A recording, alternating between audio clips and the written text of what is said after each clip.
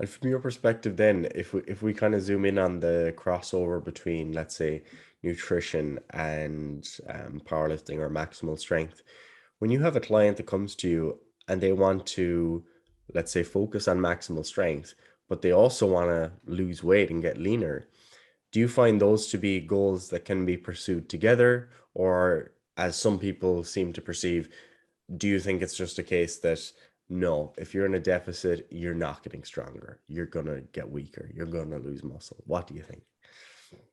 Oh yeah, like I mean, you can definitely get stronger in a deficit. It just depends on the rate at which you are losing body weight, Yeah. and like even like where you're losing it from.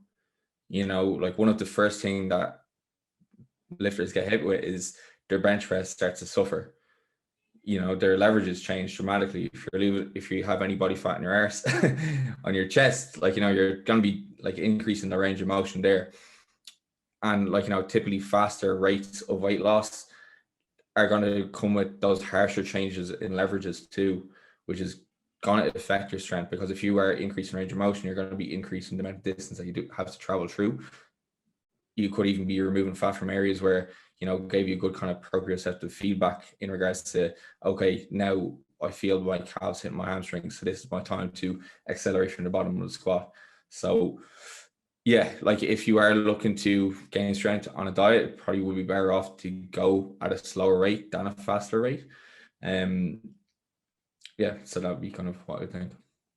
Yeah, and I think a lot of people do come into the process of weight loss just kind of assuming that they're going to lose strength, Yeah, which i- which can be a bit of a self-fulfilling prophecy. Then you kind of like nocebo yourself because that's your expectation. I'm going to lose strength, so maybe you're not as keen on your sessions, you're not as motivated, you're not going to your session thinking, right, I'm going to add 2.5 kilos to the bar from last week because your expectation is that you're going to be losing strength.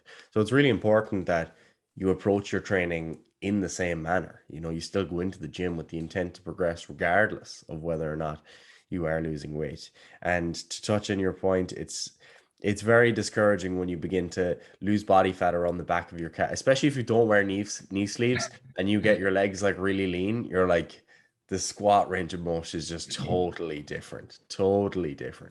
And as you begin to kind of bulk up a bit, it's really nice to feel the kind of bit of cushioning around the front of your hips and also on the back of your hamstrings and calves to give you that feedback. So I guess that's an interesting point on what strength is as well. That very often people think of strength as, right, it's you're just as strong as you are. It's just your muscles producing the force.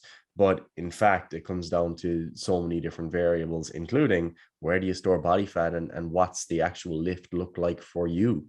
yeah. Um,